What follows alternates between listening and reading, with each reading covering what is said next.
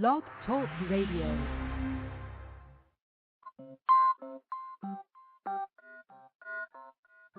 Welcome to UFO Think Tank with your host, Alejandro Rojas.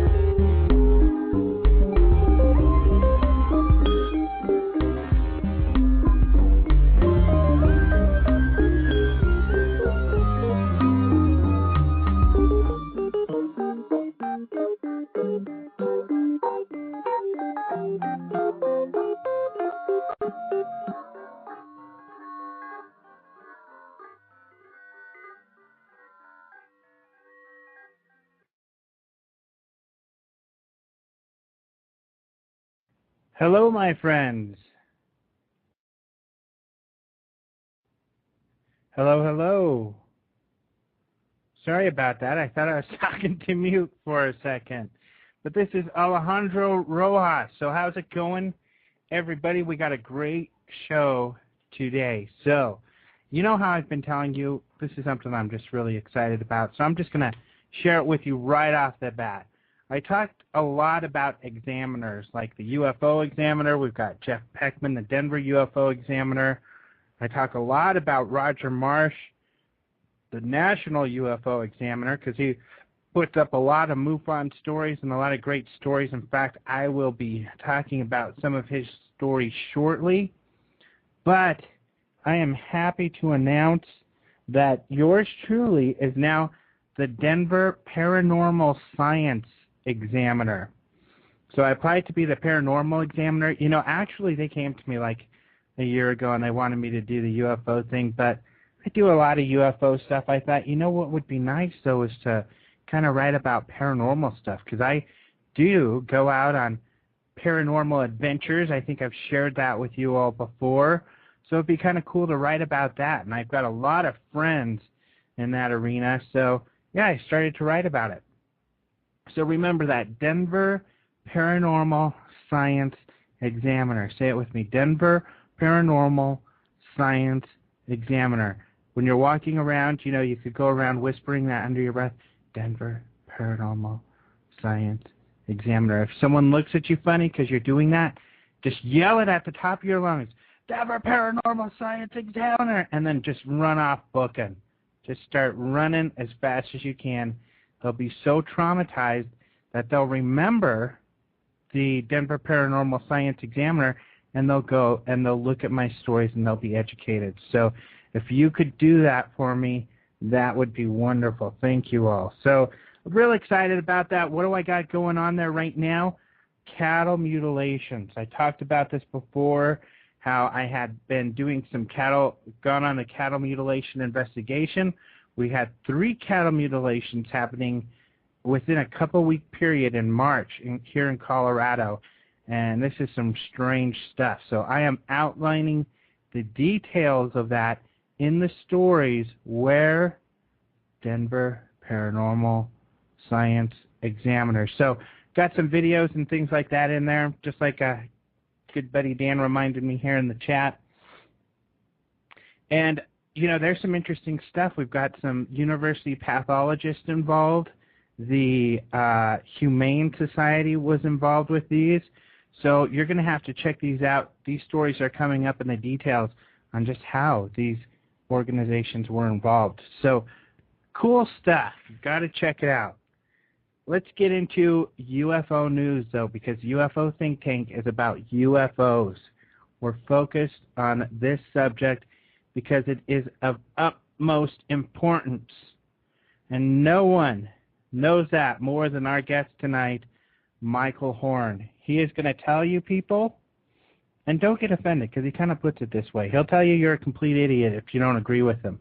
Hey, you know, some people feel that way.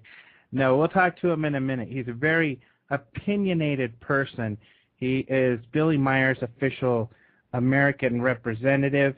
If you're not familiar with Billy Meier, pretty much the most famous UFO pictures ever. In fact, when I was a little kid, I remember I think it was my dentist who had one of Billy Meier's pictures framed in his office, and I thought that was kind of cool. They're beautiful pictures he took in the 70s in Switzerland of UFOs, and it's pretty incredible. We'll talk about why they're incredible and why Mr. Horn is so adamant that it is the real deal. But let's get into some of the UFO news. It's funny, you know, I pulled up the UFO news stories, and I was thinking, man, is there much that went on this week? And almost a page full of news that I had sent out in the last week. And, you know, on the Blog Talk front page, you can join my UFO Think Tank email list. Actually, you could go to Yahoo email groups, look up UFO Think Tank, and you could even Google UFO Think Tank, and you'll find the link for it. And you can sign up to get these emails automatically, or you can go there to read some of these stories. They're also posted on my website at UFO Think Tank with the magic of RSS. Cool stuff. But what we got going on that I didn't tell you about last week? Area 51 has been in the news all over the place. 5 former insiders speak out. They make it sound like these guys are kind of whistleblowers or telling us something exciting, but not really. The only thing they are telling us is that Area 51 exists because they actually work there, as if we didn't know that. But the government actually was denying the existence of Area 51 up until the Clinton administration, where they were sued because, you know, as moral as these defense contractors are, they decided, well, it's a secret base. We could do whatever we want. They were having employees go out and burn toxic waste. These employees then started dying and having, you know, a lot of bad effects. That's why it's illegal. You're not supposed to do it. These guys, literally, their skin was falling off their body. Other horrific events, and they weren't able to get any health care coverage. They weren't able to get help because they worked on a base that was secret and that officially did not exist.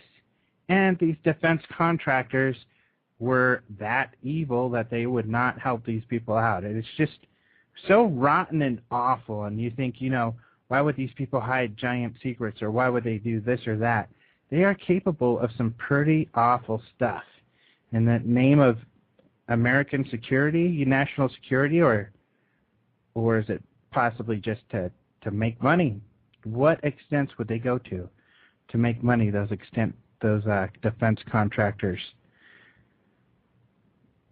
Anyway, these guys coming out talking about working at Area 51, you know, pretty much tells us, yeah, Area 51 really is out there. I remember my sister's boyfriend at the time, years ago, he was so excited because he saw the unmarked vans that were taking employees to Area 51. Wow, that's real. It really exists. Well, no kidding. I already knew that. How many times do I have to tell you, people? So they also came out talking about Project Oxcart, which really was them working on what's called an A-12, which is a precursor to the SR-71, and essentially is a jet that looks like the SR-71. Very fast-moving vehicle. However, just like the SR-71s, it moves in one direction very fast. Much different than what we hear from UFO reports, or what most people have seen in UFO reports. So, yeah, Pastor Pat's in here, our good old buddy. He's telling us that Area 51 is just a place for test planes. Maybe so, my friend. Maybe so.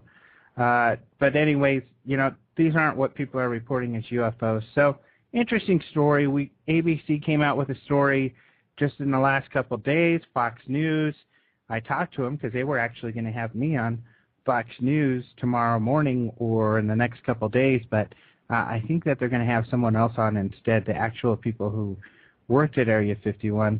I couldn't have said much anyways. I could have only said what Pastor Pat in his infinite wisdom was saying here, that we can't be for sure that they're not just test planes out there. The New Jersey hoaxers, I think I told you about these guys where they had hoaxed a UFO, where they tied some balloons together, launched them, they had flares attached to them. A lot of people thought they were UFOs. The UFO hunters featured this on their TV show.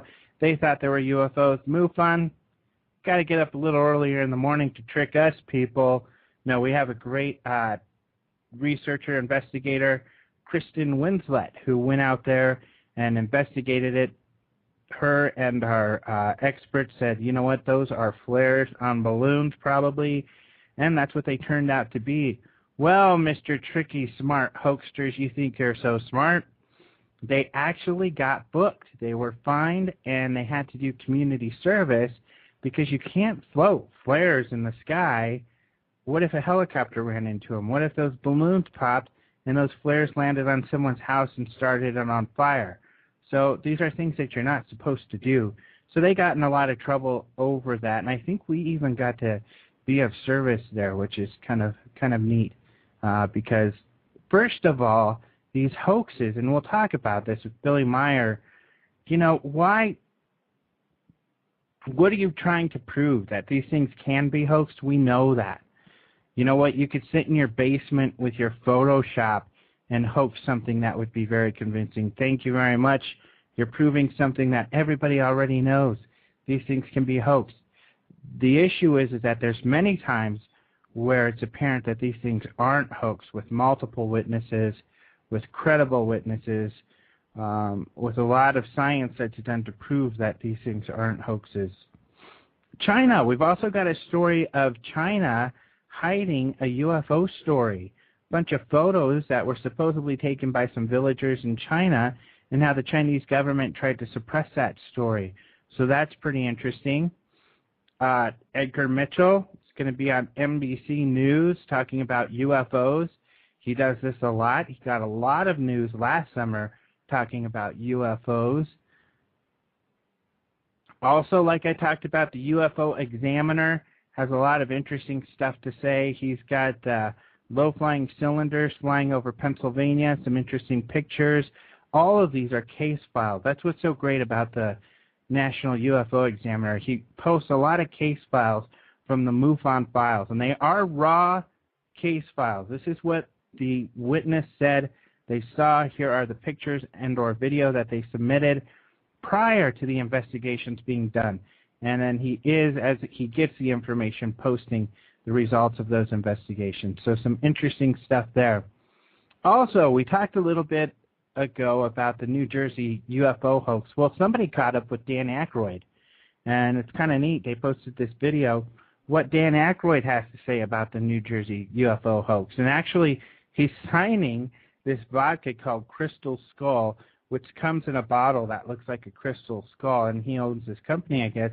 He's signing these bottles for some kind of promotion for this vodka, and these guys came in with their video to say hi and stuff, and when they got their chance to talk to him, they asked about the New Jersey UFOs, and it was kind of cool because he said, you know what, this kind of thing's kind of neat once in a while because it brings attention to the real cases, and they seem kind of shocked. They're like, what do you mean?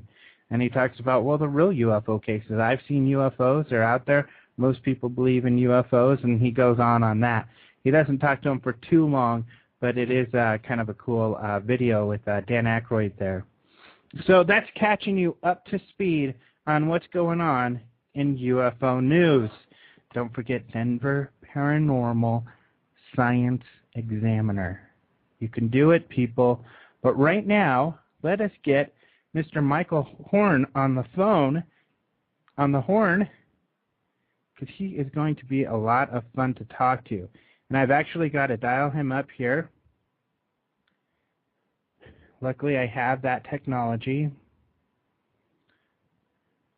So we just kind of push this button and then push this one, and hopefully he'll come up. I'll kind of sing to you guys all the way. Good day, sunshine. Good day, sunshine. Hello, the number you have reached is being nervous at this time. Hi there. Hello? Alejandro? Yes, it is. It told me this number's being nervous? Yeah, it's okay. I Okay. calmed it down. Okay, good. You're able to get it under control. Great. It's good to talk to you, Mr. Horn. Michael, thank you. Only my parents were allowed to call me Mr. Horn. Okay. Well, then I'll stick to Michael. Thank you. So we've talked to the guests about a little bit about what we're going to be talking today and about Billy Meier. And essentially, maybe to start off, could you give us some insight about how you found out about the Billy Meier case and then how you came to be his official representative? Sure. In 1979, I walked into a bookstore in the Los Angeles area called the Bodhi Tree, and there on one of the shelves in prominent display was the first photo album book published by, I think, Genesis 2, Lee and Britt Elders, and it was primarily comprised of many of Meier's stunning, clear UFO photos, as well as some text and information about what was at the time the ongoing investigation of the case. When I looked at the photos, I just knew at that time that they were real. Of course, in the 30 years since then, I have other reason to conclude that they're real. But at that point, I said, well, it looks like the real thing to me. So I bought the book, took it home, and that started the process for me of familiarizing myself with the Meier case. It was about 9 years later, probably 7 years later in 1986, I met a guy in a little cafe in Sedona, Arizona, who was a retired IRS agent, and his name was Ralph Amagran, and we got to talking about all this phenomenon of UFOs, and the Meier case came up. And he said to me that when I got back to L.A., and he lived in the greater L.A. area in Malibu, I should come visit him, and he'd give me the contact notes, the transcripts, hundreds and hundreds of pages of the conversations that Meier was having with these people, these extraterrestrials. And I did that. And I didn't see Ralph too many times after that, except some years later, he changed his name to Alex Collier, and he claimed he was a quote-unquote lifelong Andromedan UFO contactee, and I had a good laugh about that. And then I was making presentations myself on the Meier case starting about 1987 or 88. A guy named Randy Winters and I had co-produced one of the videos called The Pleiadian Connection, which is still in circulation.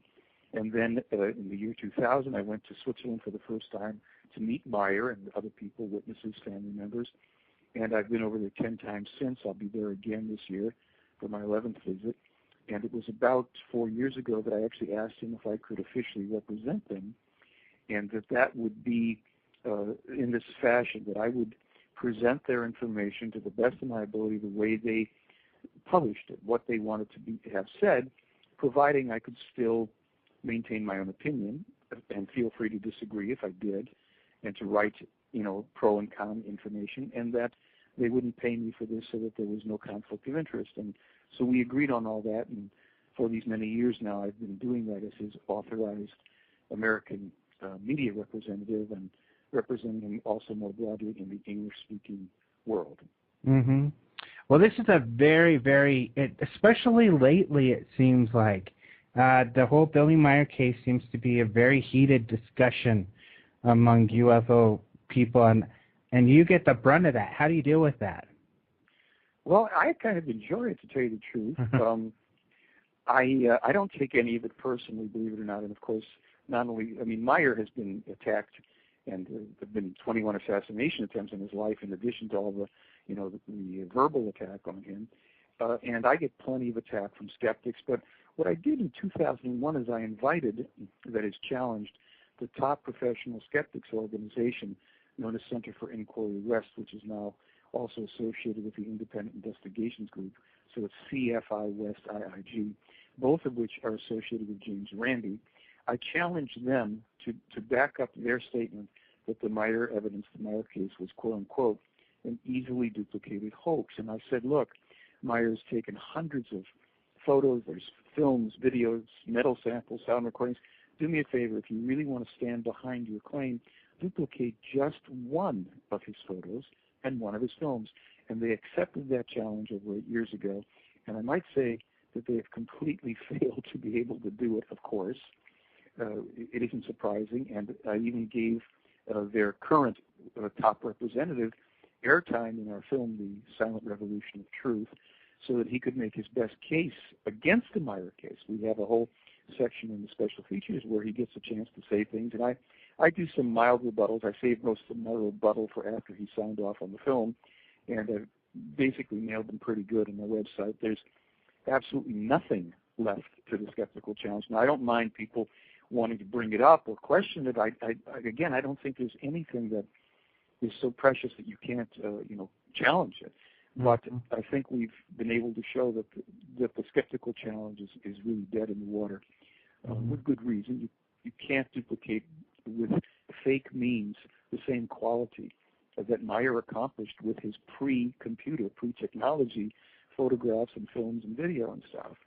So I don't get ruffled at all by the skeptical challenges. I think that they're actually quite important, because if people are going to want to find truth, and that should be the number one thing for everybody, you have to put everything to the test. And believe me, I am, as you may know, I liberally criticize just about every claimed contactee out there, because not one of them, to the best of my knowledge, can put anything even remotely comparable to Meier's evidence on the table. And that's another thing if you want to get into it, but I'm happy to keep the focus on whatever you want, the Meier case and its authenticity, its relevance. I want to start off with some of that, and then I do want to get into the others, because I would like to hear your thoughts on some of those other contactees. But just for a little background for our audience, just in case someone doesn't know about Meier, they can go to your website, davefly.com, and you have a photo gallery. And Meier took a lot of these pictures in the 70s, and he's a one-armed fellow, right? Yes, that's correct. And actually, go ahead. I was just going to say he took something like 1,200 or so shots, and we only have a relatively small number posted, but people can see them. These were taken before home computer, before Photoshop, before the ease of getting digital effects and software and what have you. And there's 5 other people that have also taken photographs of these same crafts, including one skeptic who, in I think the year 2000, sent Meier a couple photos. He apologizing to Meier for calling him a fake. He said, I was out one day taking pictures in my field here, and I looked up over your property, and this is what I saw in the sky. Please don't publish my name. My wife will kill me. She thinks you're the devil, but here's the photograph, so I owe you an apology, that kind of thing. Wow. Interesting. Yeah, and then I got to mention the DVD, like how Billy Meier lost his arm and some of his extremely interesting background to be seen on the DVD, which just came out last year. Yeah, actually, where are we now? Yeah, it came out last year. It's called The Silent Revolution of Truth. And I will tell you this, that as a courtesy to your listeners, anybody that orders that film, The Silent Revolution of Truth, if they put the word free in their order, we'll send them a free $25 CD with 120 excerpts of translations of Meier's that aren't otherwise out in publication. And that's all they have to do is remember to put the word free in there, and they get, for a $20 film, they get an additional $25 CD. So we do want people to know about the information, and we'll give some away. What the heck? And I really, skeptics, everybody out there, I think the film was beautifully made. Luckily, the first time I saw it, I got to be sitting next to you at the International UFO Congress, and it is an excellent DVD. I've been recommending it to a lot of people, and I know quite a few have been picking it up, and I haven't heard anything negative from that. So it is a great DVD, a great film. Thank you. We do get to hear him tell the story in there, quite a bit of it. Now, how did you feel? Was Myers the first contactee or that you had come across?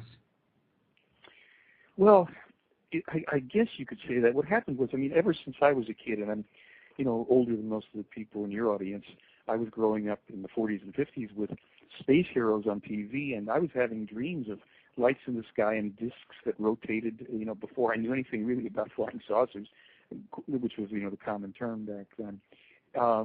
And I think I had read some books that, claims by Howard Menger, and there may have been another guy, and there was mention of Adamski. I never really got much into Adamski. I saw little stuff. But most of these books and claims, they were very anecdotal and Valiant Thor and context from Venus and stuff like that. So what are you going to do with it? There was really no evidence to get involved with it. And the Meier case, the more I was exposed to the actual evidence, the more compelling it became, and frankly, the more overwhelming in a certain way. Because let's face it, if the case, I always say there's only two possibilities. It's either the biggest, most impenetrable hoax, or it's the most important story in all of human history. If it's the most important story in human history, it's the most suppressed story in human history. And, I'm very passionate about trying to push some of this open, and especially in the thinking in the UFO community. I'm quite critical of a lot of what goes down in the UFO community. I'm sure you know that.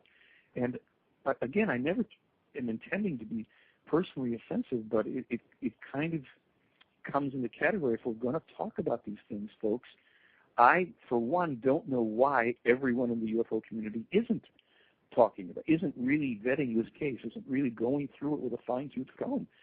So that's where, my passion gets stirred up, especially when people say, oh, well, that's a fake. And I go, oh, my goodness, would you go ahead, duplicate it and show us what a fake it is? And it's every single time. There's just, the claims against it fall flat over and over. There's one British skeptic, to his credit, he tried to duplicate Meier's films. And I have I've got a link to his evidence on my page. I have nothing against people wanting to show that this has got to be a hoax. Go ahead, take your best shot. If you've got something good, I'll post it. And he actually comes around, and we've got his email there, and he basically says, I'm sorry, I can't do this. It's like, it's beyond me. And I'm a 21st century guy with two arms. So there's a lot here, and I often feel that the best approach when I'm talking to people is that they do come at the case, that they do challenge any and everything they can think of and what I say and all, because I can either point them to what I think is good evidence and substantiation, or I can't, and that's going to help people to find their way to the truth. Right. Speaking of evidence, there's someone in the chat room who, Dennis, who wanted to ask about metals and some metals that have been found in that sort of evidence. Yeah. He may be speaking about what are called the metal samples that were given to Meier. We'll just say once here, allegedly, because I've oftentimes repeated that word too many times, but just say allegedly this is what occurred. So Meier was given these metal samples, and he turned them over to Wendell Stevens. This is back probably about 78 to 80, somewhere in there. And Wendell Stevens turned them over to Marcel Vogel, who was a scientist at IBM and a genius. I mean, people we've got a list of some of the patents that Marcel Vogel either held solely or co-held with other people, and he was quite a remarkable erudite fellow who, at the age of 10, had synthesized the chemicals that create bioluminescence in fireflies when he was 10 years old. So he wasn't exactly a slouch. And he did an analysis of a couple of the pieces of metal that he videotaped.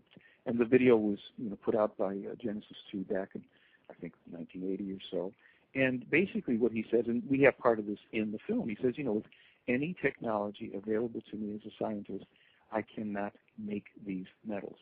And not only couldn't he put them together the way the metals were assembled, that is, he claimed that they had virtually every element in the periodic table, but instead of them being simply in an incomprehensible blob mushed together, each of these elements was in a discrete form and could be detected.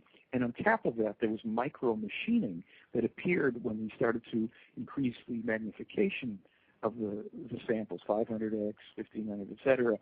And he said this is evidence of a mechanical process. There's even, not only is this metal, but there's crystalline structures within the metal. And he said, this is not something I can do.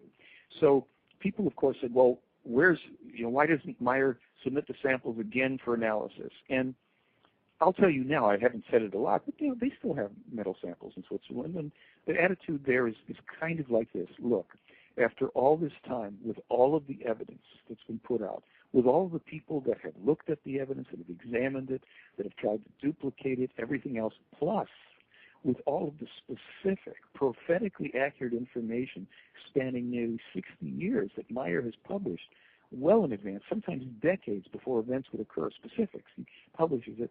If people don't get it by now, trying to prove it again with more metals is not going to happen. And there's another reason, and that is most of the scientists do not want to stick themselves into the middle of a UFO case with alleged evidence.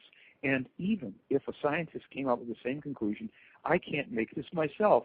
The next question that comes from the so-called scientific community is this one that basically stops the argument. So, Professor so-and-so, are you now willing to say that therefore you will claim that these were manufactured by extraterrestrials? No scientist is going to be able to say that because he can't conclusively. It simply should be enough when you get a guy of Marcel Vogel's stature, who was a great guy, who films, videotapes his examination, points it all out and says, I can't make it, here's why, here's what it looks like. And you realize this has come from a one-armed farmer in Switzerland. Mm-hmm. Folks, what are we doing with our brains? And that's the big question.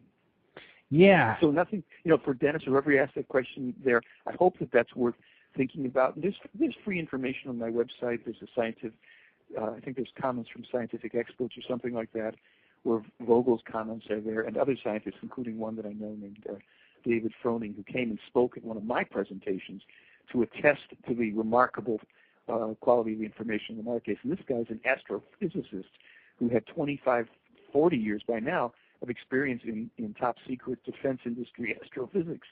So those people are there who've touched into the Meier case, and it's there, folks. Yeah, in fact, Dennis was saying he hadn't heard anybody challenge the results of the findings on that metal. Yeah, I mean, and people may want to say, well, Marcel Vogel wasn't this, and he later got into crystal stuff. Marcel Vogel was a genius. I think he created the magnetic coating for floppy drives. He did get into a lot of crystal work later on, and why not? Crystals aren't just quote-unquote silly New Age stuff. This was a scientist who was working and developing applications with crystals, and heck, they're good enough for a lot of technology, and he was finding the applications. But he's right. There was really no effective challenge to Vogel's analysis.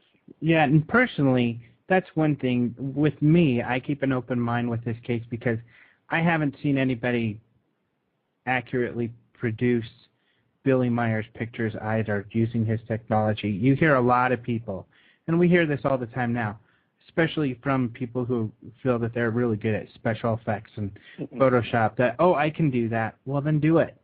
Oh, I don't want to spend all that time and do that. Well, then you can't prove to me that you can do it. And there's so many, I can do that. You're right. And as I say in the film, I personally took Meier's photos and films to two gentlemen who own a company called Uncharted Territory. And Uncharted Territory is the Academy Award-winning special effects company that did all the special effects for Independence Day. Mm-hmm. Plenty of UFOs flying around in there. And I showed them the film, and I said, the skeptics say this is a model. I barely got the word model out, and they laughed. I'll never forget it. And they said, wait a minute, we know models. Those are not models. I said, okay, that's nice. I said, can you duplicate this? And he said, well, if we could, we have to go to CGI to do it. Now, this really irritated the skeptic who we have, in our special feature section, this guy Derek Bartholomew. So he contacted them to try to get them to retract that statement because he had to, Bartholomew had to retract his own claim that he made in the film that Meier used model trees and model UFOs because he can't produce a model tree, a miniature tree, anything that even looks remotely like the trees in Meier's films and photos, and he couldn't produce one photo of a UFO model next to a model tree. So he had to retract it. I've got that on my website. But then he goes to the Uncharted Territory people, and he tries to get them to retract their statement, and it gets worse for him because they say, well, really, we don't know what it is, but if this guy was going to hoax that, he would need a crane and wires, and not only would it be hard, it'd probably be impossible. So the skeptics really stuck their feet and thrust themselves into the mud here, because in trying to debunk Meier and trying to get people to retract it, they really brought out more substantiation. If the guys from Independence Day special effects tell you that those aren't models, will people please wake up again? Mm-hmm. What are they? They're certainly not special effects either. So what are we looking at here? Mm-hmm. All right, well, I've got a lot of questions and some other interesting topics to talk about, but we do have, it looks like we have a caller on the line, so let's check this out. Is there a caller on the line? Yes, how you doing? Good, how are you? I'm doing great. I just wanted to say, tell Michael Horn, I personally, I really appreciate the work he's been doing. I investigated Billy Meier myself extensively back in the 80s. I was looking for proof that UFOs were from the Earth rather than from far, outer space anywhere. And I talked to Colonel Stevens, and he explained to me how come the UFO community refuses to accept Billy Meier. And what he explained to me at that time was that when he brought the samples back, he wanted to carry them personally to a scientist outside the field of UFO. And the MUFON crowd wanted him to give them to them. And because he carried it directly to Vogel and the photographs to people outside the UFO community, they were hollering fraud and fake even before the research was put forth. So the findings have never really been studied, and the way the metal's put together, some type of cold fusion, we haven't even discovered yet. I just wanted to mainly just thank Michael for that and add the little bit that I knew to it. Great, thank you. Yeah, I appreciate that too. What he's telling all. Yeah, you're doing good work, Michael. Like I said, I've been behind Billy Meier for forever. I don't understand why more people. Well, I do understand, and we all do. But I'll get off and let you talk. I just wanted to thank you, buddy. Okay. All right. Thank you. Yeah, that's very nice. Yeah, and I can see that. It gets difficult. Everybody wants to be really careful with what they call real evidence, and they want to be able to look at it themselves. So yeah, but Alejandro, if only they would carry that same standard for every so-called claimed UFO contactee, I think the room would empty pretty quickly. Mm-hmm. Well, let's get into, I want to touch on that some more, because there are some other contactees I think that might be have some interesting evidence, but first, I want to get into that contactee area, especially around the prophecies that Billy Meier. First, I guess I'd like to understand a little more around that. He met the pilots of these ships and was able to go on board and spoke with them. Still does. And then, so how did that work? And where did the prophecies come in? Okay, Meier said that his meetings with these people started when he was merely a 5-year-old boy back in 1942, and that they do continue to this day. There are still transcripts that are in German, that some of which, when we're lucky, we get somebody who's competent to translate them and put them out, and I post them, and other people who are affiliated with the information will post them on their sites. I'll try to explain it as best I can, and it gets into a lot of areas, and a lot of it you have to, in all fairness, let's just say that this is a speculative area, okay? Because unless you can hard prove something, I mean, we can prove that the prophecies were printed or written and released at certain times in most cases. Some cases we're not so sure that we have a copy or a document to prove it, but there's a lot here that just keeps on validating it. And Meier was trained from a very young age to be able to receive telepathically specific symbols that would be the form of communication that he would have telepathically with these people. They, when they met, would speak to him, at least several of the main ones, not everyone. They would speak to him in German, either High German or Swiss German, and he could understand them, they could understand him. However, when the telepathic contacts would take place, they would generally reach him with these symbols, these pictures. He learned several million symbols, and the purpose for this was that after he would have a contact, a physical contact, meeting with these people, either in a natural environment, in a forest, a meadow, or if they beam him up into their ship, or even nowadays they come into his office in his home, and they've been seen there by other people too. It's kind of comical. After they do have these contacts, they would then take the recording of it, because obviously they would have some form of recording device. But what's kind of neat is they have another device that sends back the kind of word-for-word contact to him in these symbols. He receives them telepathically and simultaneously translates and types them out in German.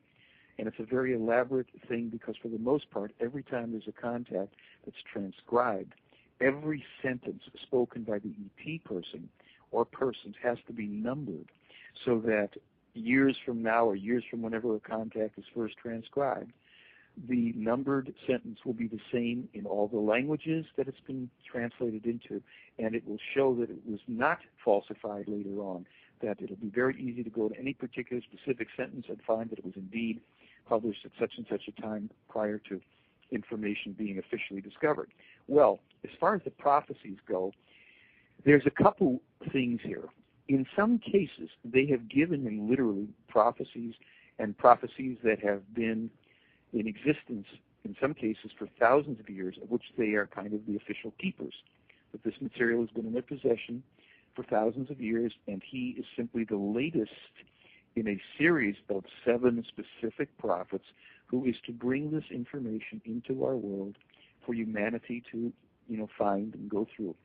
In some cases, in conversational interactions, they will tell him about events or discoveries, what have you, that have not yet occurred. And it'll be that they'll say, well, by the way, on December 13th of this year, there will be a volcanic eruption in the area of China, such and such a place, 213 people will die. They will give him specifics, and it will be in advance of their meeting with him. And sometimes the information they'll give will be even farther in advance. As I said, some of this information will be decades in advance. Other times they will tell him information and not give the date because for us to know of a specific event that will have to happen with certainty would be very imbalancing to us. So maybe at this point I explain there's a difference between prophecies and predictions. Prophecies pertain to events that will likely occur based on the laws of cause and effect, based on what event, what causes have been set in motion up until this time. Prophecies are often changeable if human beings act in time to change the course of events. If we don't act in time, those prophecies can become predictions, meaning they've passed the point of no return. Other predictions that aren't necessarily affected by humans have to do with either cosmic or geophysical events that we have not contributed to in some way, shape, or form.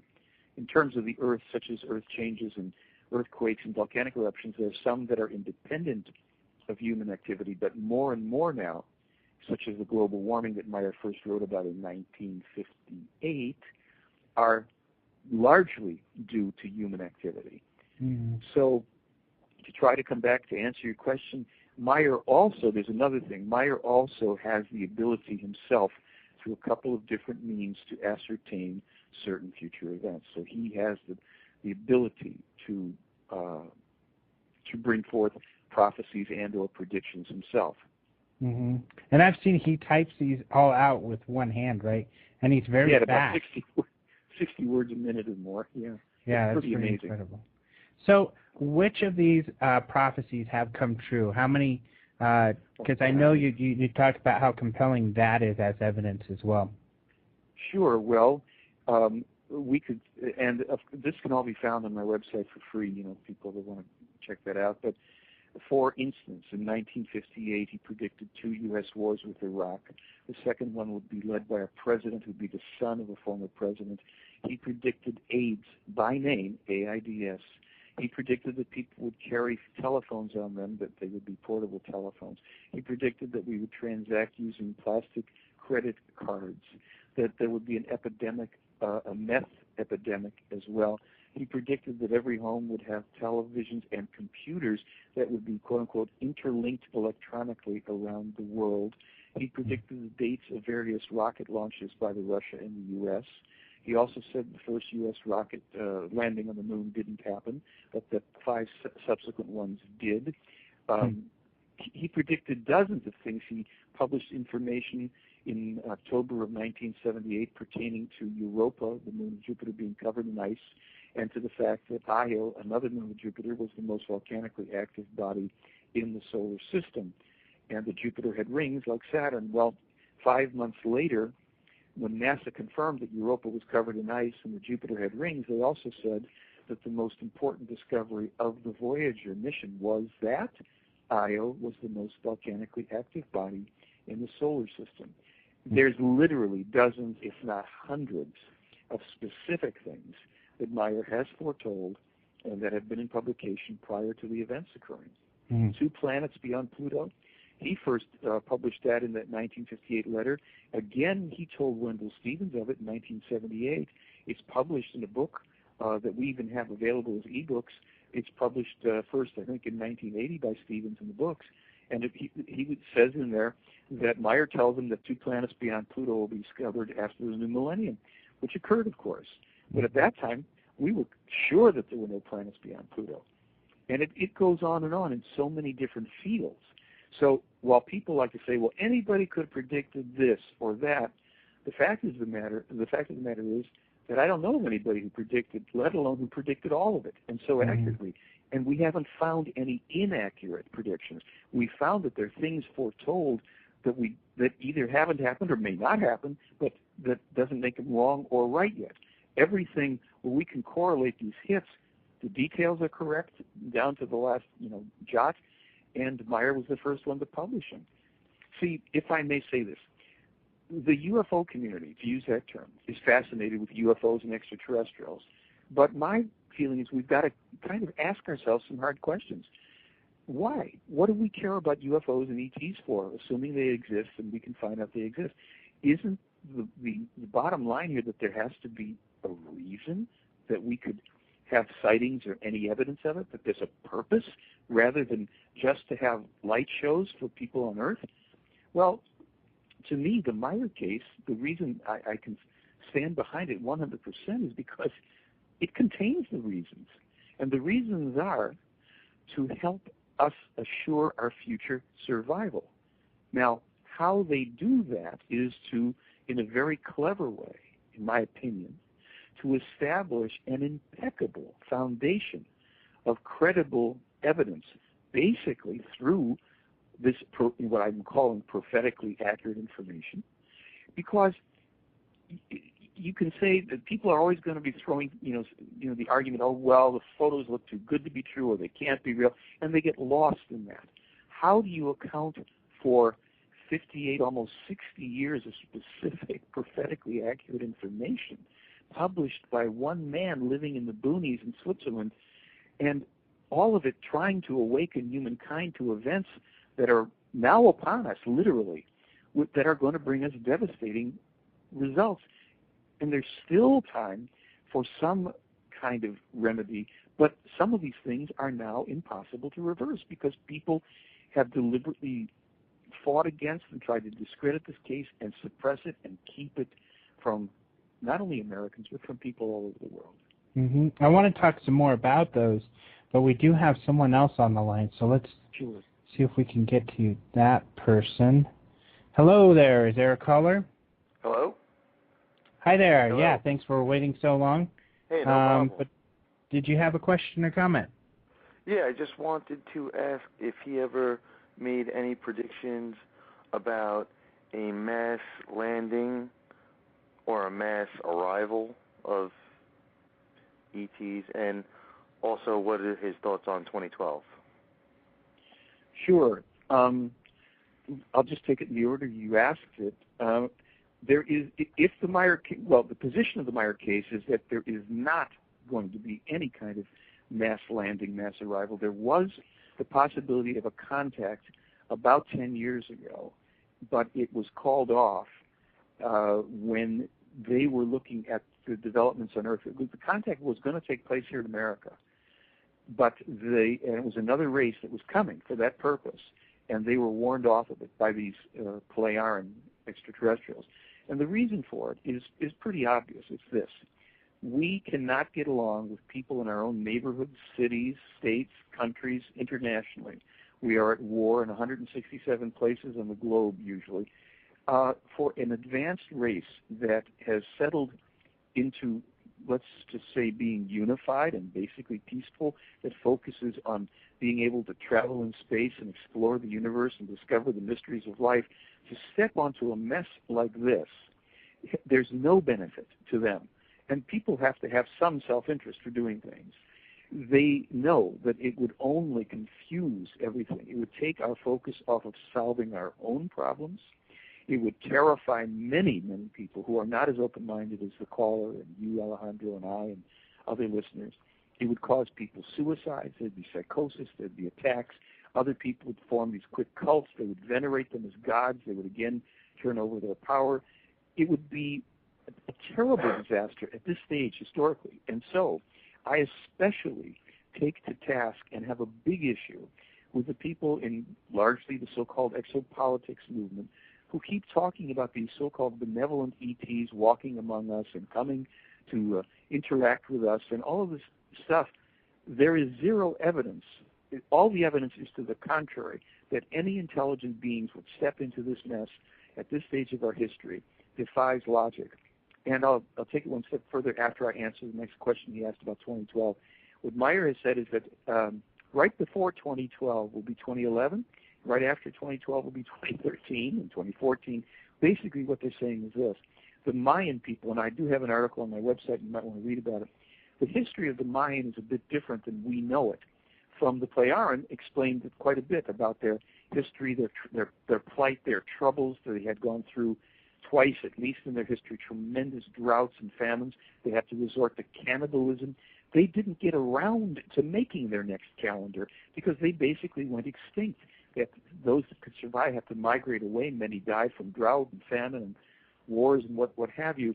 So the bandwagon that people jumped on with 2012, setting up another future point to get hysterical about, is a terrible disservice to us. We have on our plate on this planet right now, moment by moment, day by day, et cetera, all that we can handle to try to rebalance and get control over our lives, as many terrestrial forces are in play to take control of your life, my life, and to domineer, biochip people, start wars, et cetera. We've got to get away from this outward fascination. This universe may well be, as we hear in this case, populated by countless millions, if not billions, of races of humans and others at different levels of evolution, all on their own course of, progress and growth, just like we are. And we've got to focus on us and getting it together. Probably the most fertile area for disinformation by government and intelligence forces is this UFO area, because at least according to the Meier case, most, not all, but most of what we see in the skies is secret government craft, and secret craft from a number of different countries and parties. So this is why, as I said before, with the exopolitics approach, I happen to have talked to Stephen Bassett a month and a half or so ago. There was an expo here in L.A., and I have over the years pleaded with him to allow presentation of the Meier case at these X conferences, and he's always refused and rejected and tells me, well, it's not the time for it. And I said, Stephen, you have all these people, that you keep parading out there, and the result is basically nothing. The government enjoys people carrying on about Roswell and everything because there's no evidence. You can't pin anything on them, and they can play with you forever. Well, April's going to be it. They're going to really have to reveal everything now, yeah. And the thing is that, pardon me, people's egos and agendas get in the way of the truth. If the Meier case, if it really is the best evidence of extraterrestrial contact, ongoing contact, with information vital to every living creature on the planet, it's irresponsible of people to not bring that to conferences, to radio shows. I mean, Alejandro, I'm not all that popular in certain areas. I speak my mind on these things. But I'm not trying to offend people. I'm trying to say, wait a minute. effectively, the people in exopolitics and X-conference and all these other X's, they're trying to tell me that the best evidence of the world is equal to no evidence. I mean, how else do you read the message? I've offered Stephen Greer the Meier case. I said, here, you take it. You've got your disclosure project. Instead of parading all these people who are courageously coming forward as whistleblowers but who get dismissed nonetheless because there's no hard evidence, here's the Meier case. You've got all the evidence in the world. Well, he didn't want to get involved with it. So I said to Stephen Davis, I said, look, maybe you find my personality grating, so take the Meier case and you present it. I don't care. This is for humanity. What's wrong here? But everybody's got an agenda that seems, in my humble, opinionated opinion, to supersede the importance of the very thing they all claim to want, which is evidence of extraterrestrial contact. If it's truly been going on for 67 years, and we can really prove it, what on earth or in outer space are all of the UFO community people waiting for? So that's where my frustration comes in. Wouldn't you say the message really more is what you said earlier of how, we have, hundreds of wars going on, and basically wouldn't the ultimate message be, peace and love? Not to sound, I guess, cheesy, but isn't that really the message? No. Yes, but even in the Meier case, while that's the core, that's the core of life as far as the more evolved people from outer space or on Earth get it, but they also have mechanisms, specific things that they have put out as an advice for how to get to this place and how, because it's one thing to say peace and love, don't destroy your planet. We don't need extraterrestrials to tell us that. Go, ET, go home. We don't need you. They're here for very specific reasons. They want that message to get across, and they've tried to insert information to tell us how to go about doing it. And you would think that all the exopolitics people and the UFO community and MUFON and everybody and their brother and sister would want to run that stuff up the flagpole as quickly as possible, but they're focused on lights in the sky and this sighting of something. For all they know, it's a CIA. For all they know, it's a group out of China. For all they know, it's the French. What are we doing chasing phenomenon when we're in this damn deep hole we're in as humanity? Right. Well, thanks, caller, for the questions. And I want to get into some of that. So, for instance, you mentioned Roswell. What's your perspective on that? Well, when I was in high school, back in about 1957 to 58, I'll never forget it because I know exactly where I was standing in the school at the time. A young kid and I were talking, and he said, well, my dad's in the Air Force, and they found a crashed flying saucer in these bodies, and they took it to an Air Force base in Ohio, which I later found out was Wright-Patterson. I never forgot that. So I knew in the 50s that there had been a crash, and that was the Roswell crash. And even in the Meier case, what they say, well, yes, Roswell happened, and not only Roswell, there's about 8 or 9 crashes around the world where there was retrieval of craft and some of these bodies and perhaps some living entities. But what they said, you have to understand, in no case did they have extraterrestrial beings. They had androids. These were the biological androids that were piloting these ships that were sent by different civilizations on their reconnaissance. They've never captured, what we would consider to be an extraterrestrial human being. But these things occurred. The problem is, it's like once people start talking Roswell, it's the same thing as taking a nail your shoe to the floor and just walk around in a circle because you can't get anywhere from here. You're going to come back on the circle. We can claim that this technology, reverse engineering and Area 51 and all this, but when you say, well, where's the proof? Well, the government's hiding it, but we're going to have the X conference and force them to reveal it. Yawn. We can't get even a president who said he wants to get us out of Iraq who's now committing more soldiers for Afghanistan. I mean, people understand Big Brother ain't going to help you. This is why this Meier case exists, because the core of this case, at the very center, they say every human being must learn that they are completely, solely, 100% accountable and self-responsible for every thought, every feeling, and every action. And therefore, they only have the greatest power when they take complete responsibility. And that means if you are going to elect leaders, take responsibility for electing the best possible ones. Many people would think we've elected the best possible person, certainly probably the brightest and seemingly most ethical person. It remains to be seen if he will be able, even if he is that good a person, and I have a lot of opposition to certain things that he's doing, but let's just say he was the best hope. He has to survive those who mean him ill, and there's plenty of those out there. So he also has to have a lot of cooperation. He's not the one necessarily running everything, contrary to, opinion. So when this comes back to the core of this case, they are telling us it's up to you.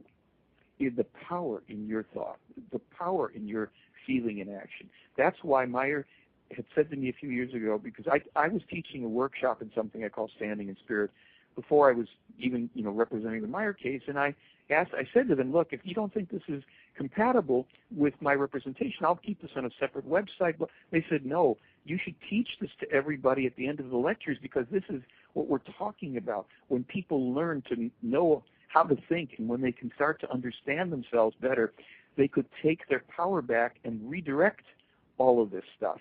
Mm-hmm. But it takes that commitment. It's not glamorous. What we have to do as human beings, this is why it doesn't appeal to, the many of the conference people and the UFO people that want to run around talking about extraterrestrials, because it's very dry. We have to come back to the nitty-gritty, to each one of us. Now, we can do that together, too, and we can make it quite interesting in the way then we take responsibility, communicate, and co-create.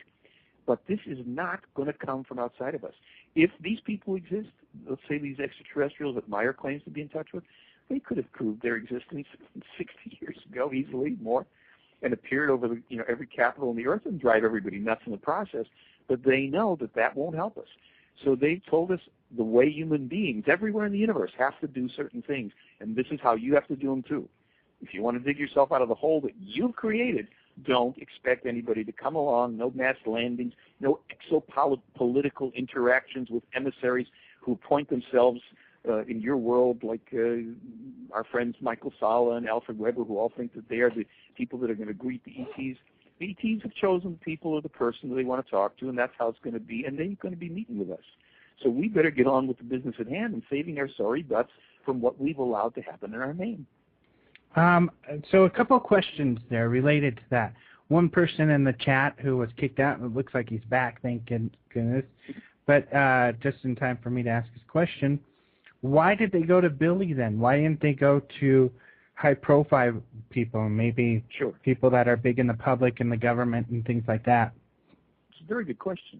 And I'll tell you the answers that we get from Switzerland and from our own thinking, because first of all, to go to a high-profile person, and I should insert right here, as we do tell in the film, they did send a letter via the investigators to the Carter administration offering contact with the Carter administration, and it was turned down. And I understood why it was, because they were, they're not diplomats. They're very turned down, or as soon as they tried to say anything about it, they'd be whisked off by intelligence people. It'd be pretty tricky. But the real reason they chose Meier, and this is simply from the information of the case, and I do not ask anybody to believe this. We don't need another belief system. If it's true or not true, maybe some way they will have a way of answering it, but that's why I'm setting this up so you understand, because this is going to be a tricky answer for you. They claim that reincarnation is a fact of life, and that the human spirit, not the soul, but the spirit, reincarnates countless millions of times in the course of evolution. That means we're not going into our light bodies, we're not ascending, the earth isn't going to the fourth dimension, we'll be back, we may not remember it for many incarnations to come, but that's how it works, they claim. And they also claim that they have a technical ability to identify with a person who the past incarnations of that spirit would have been, which they would only do in extreme cases where there was something important, such as a contact person for them for this world.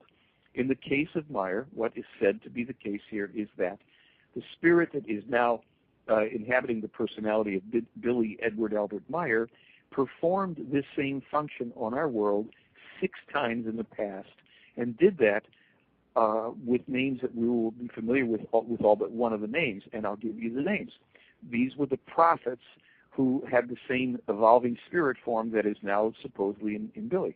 Enoch, Elijah, Isaiah, Jeremiah, Emmanuel, and Muhammad.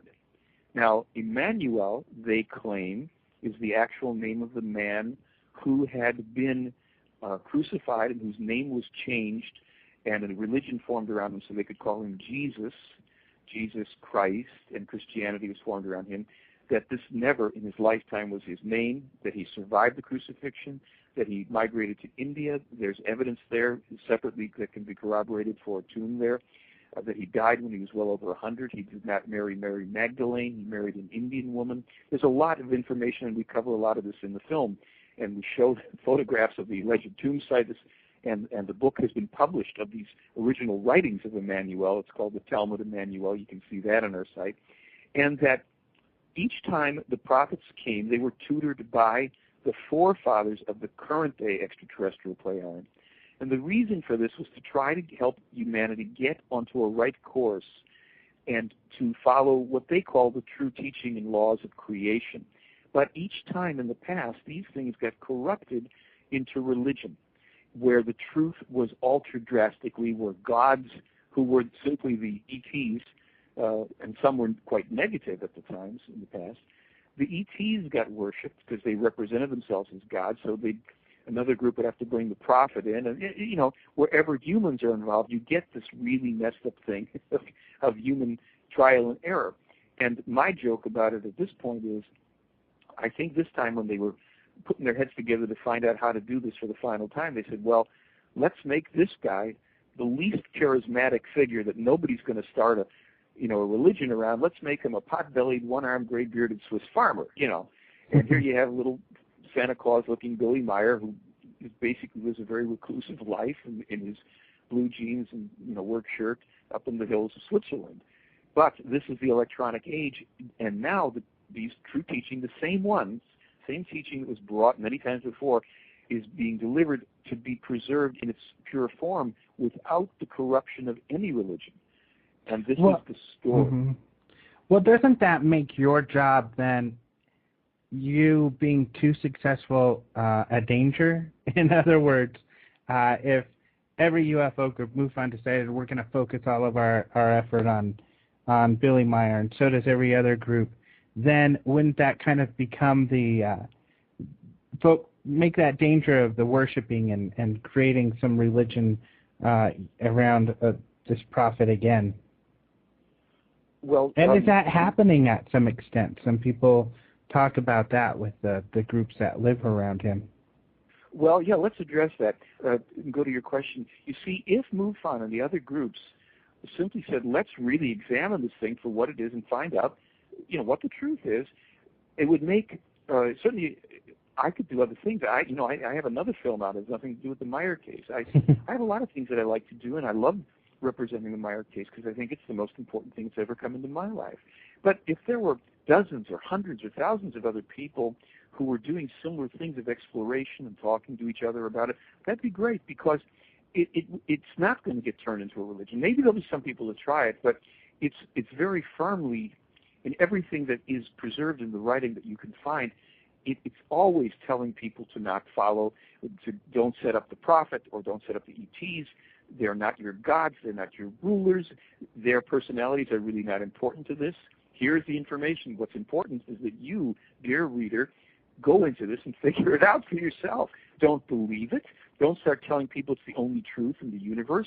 I might run around and say, look, I've proven such and such is true, but that doesn't mean that I know everything. I don't know. Most of the material in this case I still don't even know. I can say with clear conviction, it's real. The case is real. Meier's telling the truth. There are people around him that are trying to disseminate that. I have found them to be pretty non-cultic, although I know that there's a number of my notes, they're very passionate. Some of the people have been involved 25, 30 or more years, and they're passionate about getting the information into the world. A lot of them are German or Austrian, and they carry with them some of those Germanic personality traits. But they're all, just hardworking people. And the least important part to any of those people are the UFOs. Many of those people have seen them. They photographed the UFOs. Several of the people have seen the ETs, like they talk about in the film, and it's kind of old news to them. Okay, yeah, I saw the ship. I ran into the force field. I saw the ET over here, whatever. And 17 of these people took lie detector tests back in the late 70s, And as you know from the film, The Silent Revolution of Truth, I brought in an expert in reading body language, a guy who's a consultant to U.S. Army Special Forces, to analyze Meier, and the only other witness to the E.T. woman Asket, a retired UN diplomat, Po Bo Cheng, and he gives the thumbs up for truthfulness to both of them. So we're looking at something here that is very powerful. It's worthy of everybody's examination. And I think that the idea of a religion starting about it is not right now a big worry, because so many people that do know about it don't allow that to happen. When they see people just saying, "Oh, I believe the Billy Meier," they say, "Well, wait a minute. What are you believing? What do you know? If you know something, if you can say where you cite the evidence, fine. But please don't tell everybody what you believe. We don't want belief. We're leaving the age of belief. We're going into the age of knowledge." And that means all the people that are passionate about the Meier material. There's a free forum online. It's linked from my website where people from all over the world, there's an English language forum, there's a German language forum, there may be one in Spanish or French or Russian, Italian by now. I think Italian for sure. And the people, they challenge things there and they discuss it. What do you make of this? What about that? So this is the way it should be, where people are free thinkers. And that's what FIGU has to do with, a free interest group of studying borderland science and UFOs, but it has to be free thinking. Mm-hmm. And that way we don't end up with another cult, with another religion where people are saying, well, Billy Meier said, and therefore, go drink the Kool-Aid. Oh, goodness. That's the last thing that should happen. Yeah. So a couple other questions. Then the abduction. You talked about Roswell and these androids that were on the craft. What about the same android-type creature seemingly involved with abducting people? Right. I have an article, at least on their website somewhere, about the abduction phenomenon. Their position is this. While there have been some what they call either abduction or contact examinations, primarily by rather benign or benevolent, scientifically curious creatures, and there have been some abductions by some pretty ugly types, but not too many, and these happened mainly in the past, the majority of what we're talking about is secret military operation using mind control, using advanced technology such as are possessed already by the CIA. If you noticed in our film, we do discuss the origins of the terrestrial UFOs and the Nazis and all of that as well. These things are done to create fear, to create disinformation, to get people chasing their tails. And it's not that some people haven't had horrendous experiences, but 99% of the chance right now in this day and age is that this is done by nefarious terrestrial forces experimenting with people. And if you read the article, I think you can find it through the search engine or by going into my archived headlines or newsletters. You'll find it in there, and you'll see their reasoning. So rather than my telling you, oh, it's true or not true, it's best to read what they have had to say so that you can see if their thinking makes sense to you or not about this. For me, I happen to concur with that thinking. I think if we really, this whole idea of this is another thing, secret treaties with extraterrestrials. In order to get their technology, they were given permission. Now, right away, we have to get this one straight. If there are extraterrestrials, let's say the most malevolent creatures in the universe, that find this planet, and they've gotten here from the depths of space with probably pretty long lifespans and technology well beyond ours, they don't need our permission to do a darn thing. They certainly don't need to sign agreements and to start sending some of their minions to work underneath the hot sands of Area 51, lugging, babies around or whatever people think they're doing. There's no reason that they don't need any agreement from us whatsoever. If they have these capabilities, and if they really want genetic material, that takes about 5 seconds to obtain with a cotton swab. And while some people may have had genetic material taken as described in some of these encounters that could have been ET, the rest of the stuff we have to start questioning why we're running all over ourselves with these stories with ET abduction as opposed to these are experiences that people are claiming. And in the Meier case, they're saying some of this is truly mass hysteria, some of it is dream paralysis, some of it is deliberately mind control stuff, and there have been surgically altered people made to look like ETs. That this cloning, Meier personally told me, he says cloning has been going on in your country for over 30 years. Well, what and the hybrid thing? Yeah, he said, they say in there, look, if this was true, you would have, where are all these babies? And first of all, let's go here. Why would any advanced, long-lived, space-traveling race want our screwed-up genetics with every degenerative disease known to us, with shortened lifespans, with emotions that are packed with greed, anxiety, fear, and aggression? This is not prime scientific material, folks. We are not the hot specimens of the universe. We would probably want to have some genetic ETs, material. And if you read what's called Contact 251 on my website, which is linked in there, you'll find it in articles or something.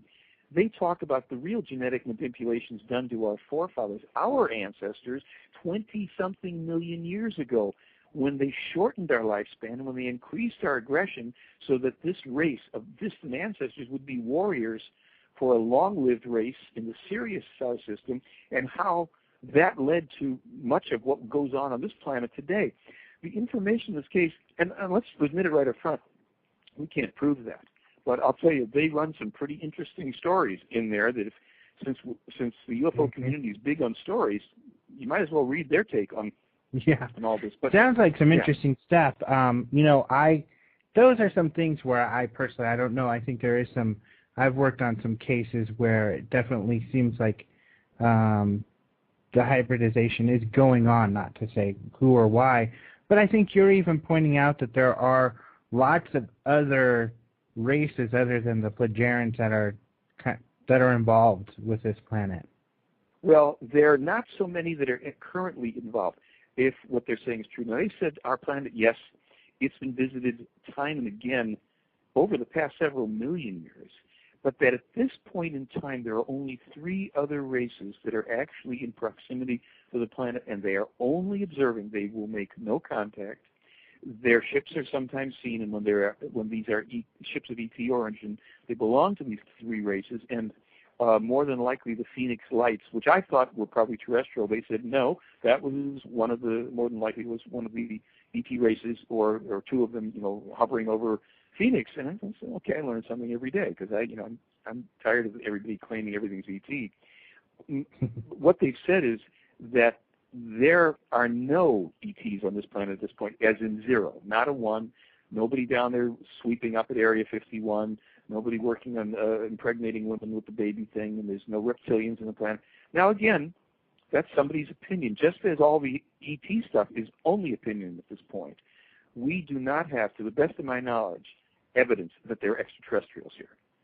We can say, well, so-and-so said, and this guy tells a compelling story, but I use the Meier case as a standard of proof.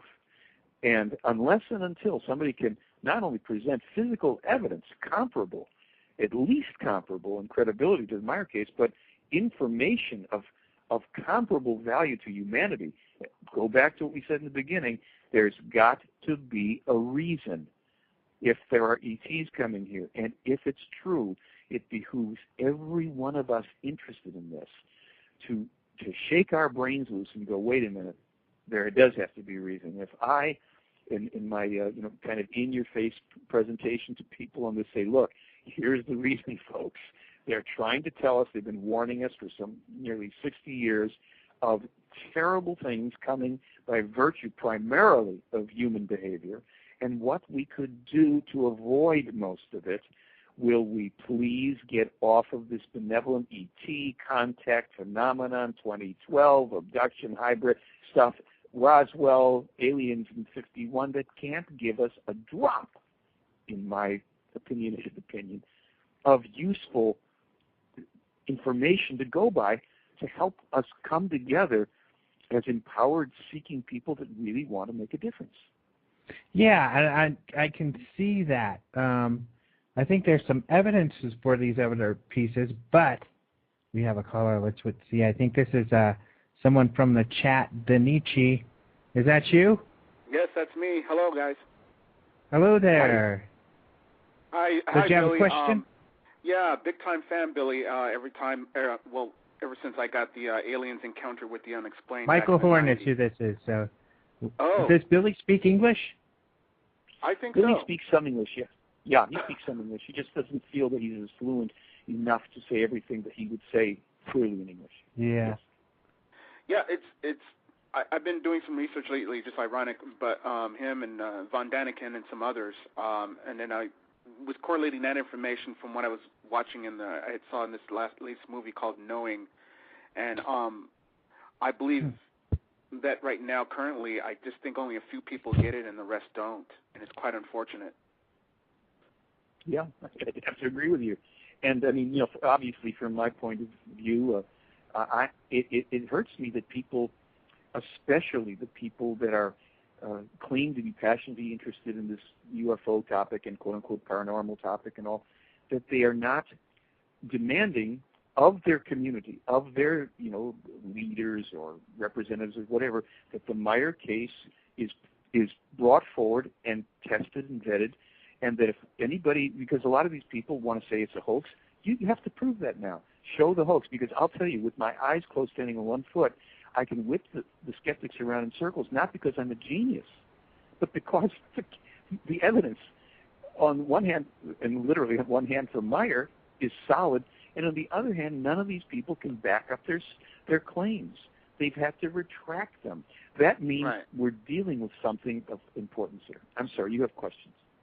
Well, it's very clear to me how we can resolve the issue and get immediate action. I mean, just the last political action that the majority of our population had real serious issues with this last administration and some of the laws that they had passed, broken, bend, and we made a change. We voted in a new president with a different type of agenda, but just more progressive, something that's,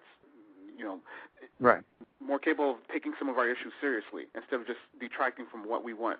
Okay, so knowing that, well, why don't we do the same thing with this UFO incidents or these cases? There are people, and myself included, in myself it's the most harshest terms, that having my DNA rewritten, that one was enough for me. I know it happened in the Navy. We've been tracking my blood and the blood of Marines who are still alive today, and there's only one. I didn't like it when I was told that. I don't like having to go to sleep sometimes and I can't move and there's lights in my eyes. I know exactly what's going on, but I also don't like to be have it set towards, I have PTSD and that's the only explainable excuse.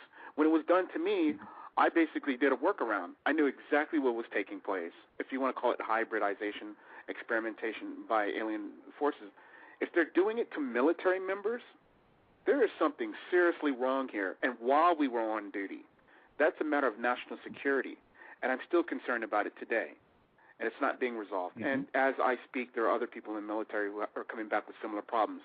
Genetically, we were one way before we went in, and how is it possible that genetically we're different when we get back? Well, these are all, powerful questions, and I would say this. First of all, I would say that there are levels of military and probably CIA that are extremely advanced in their weaponry and science. According to Meier, the Army would be envious of the weapons available to the CIA. And the kinds of things that are done on the citizens, as they were done in Nazi Germany and many other places, they'll be done on people here, and they don't require extraterrestrials to do it. We have to really question this premise that extraterrestrials, per se, are behind this. And, we could go into this in even greater depth and we could reason our way through it. Let's just put it this way. There are things that are being done to people, and I support 100%. Let's get to the bottom of it. What I'm suggesting here is this, that we have MUFON, we have exopolitics. MUFON in L.A. has been very nice. I've shown the film twice here in L.A. To very, very good receptions. There are people that have been very helpful in MUFON, contrary to what was happening 30 years ago when they were just the enemies of the Meier case. Exopolitics, I've made no bones about my disagreements with people like Michael Sala, who supports a guy I know to be a fraud. I personally know the guy, so-called Alex Collier, a guy who didn't exist until 1995 or something after he changed his name. But here's the thing. The people in these movements, exopolitics, MUFON, et cetera, should be the ones that demand among themselves and of their figureheads that the Meier case be made priority. Let's put Michael Horn to sleep here. Let's just shut this up once and for all and get him out of the way so we can go on with our agenda. Or let's find out, because if the Meier case is what he's saying, then to heck with Michael Horn. We can take over examining this. We can make our demands on this material. We can find out what's true. We can empower ourselves. It's not a prize for me. It's not an ego game for me. Correct. I'm simply a blabbermouth that got excited about it. So it's everybody's gift. That's what we're trying to give it away, literally. Take it, run with it. But that's my thing about it. Yeah, and right. I mean, at least as far as the MUFON side of it, many people feel that they've done that. I mean, I wouldn't say, when it comes to MUFON, as you found out, like you're talking with LA, it's a conglomeration of a lot of people and a lot of different ideas and a lot of opinions. And, I am a director, and I'm not afraid to say I don't disagree with all of the findings that everybody has found, and that's acceptable. People are fine with that. Stanton doesn't, put much into Corso and his findings. I do. Lots of them don't put much into your case and the Billy Meier case. I do, and people don't know that, and it's okay, which is great. Like you said, things are a little different than they used to be. Unfortunately, there are some people who are well respected who feel that they have put this case to bed. I'd love to know who they are because Bruce Maccabee, of course. Oh, he's been shredded. I mean, James Deardorff shredded Maccabee's findings. We have had James Deardorff and another guy show that Cal Korff manipulated photos and put in lines and things. I mean, you see, if Maccabee would do the honorable thing and say, look, I've got this camera, I'm going to show you how Meier did it. We can't just allow this kind of thing where some experts say, I have people that can't do it, and I would take on Stanton Friedman and Maccabee and a stage full of them, and I will guarantee you, after an hour to two, they are done. And I would love to see that. And I hope one day I can do something like that. We ran out of a lot of stuff I want to talk about. We're running out of time. I'm really sorry, Michael. And Denichi, you were bringing up a lot of stuff that I wanted to talk about, too. So, and I know Jackal, it looks like he's sharing an opinion. But we'll definitely have to try to get you back where we can address some of these things. I know Denichi has some more questions. We'll have you call in. We'll let Jackal get some of his information out there, and we have some more questions where we can get into some of the harder stuff, because I wanted to ask about some more of these details and things like that, but I just find the whole case so interesting, and there was so much that you were sharing that I thought was interesting, Michael, that I wanted to let you get that out. But we'll get into some of these other areas. And I've got to say, I appreciate your willingness to stand up there, to take the heat, to answer the questions, and not shy away from these type of things. And I think that's what's helpful is dialogue. We got to be able to talk. We got to be able to disagree, talk about our disagreements amongst each other, and figure it out, So I very much appreciate that you do that. Well, I thank you very much, and thank you for having me on. And I only will say this one thing about the whole matter. If MUFON, all the rest of the people will establish standards for proof and test the Meier case against it and test the other things, that would go a long way to depersonalizing this. It wouldn't be... Right. I guess we're out of time, huh? Well, look, anytime, let's be in touch. Let's do it again. I'd be happy to answer it to the best of my ability. Anything any of your callers or you want to bring to the table. Anything. All right. Great. Thank you very much. So I'll get back with you, Michael. As far as the show, we're not going to have a show next weekend. The reason is I'm going to be at the Starfest. And no, I'm not going to be dressed up like Han Solo walking around or something. I'm actually doing a talk there, and then I have a MUFON table because, of course, sci-fi people are really interested in all this stuff. And, I got to admit, if you saw my Facebook, I was watching BSG. I'm an X-Files fan, so it's a little fun that way, too. So we will not have a show next weekend, so you'll have to come back in 2 weeks. We got a lot of great people lined up for coming up here. Otherwise, be sure to check out the Denver Paranormal Science Examiner. Don't forget that for some of you latecomers. That's my new project, and you can read all about the cattle mutilations that we investigated last month. So Thank you, Michael. Thank you, everybody, for joining, and you all Thank you. have a lovely remainder of your weekend.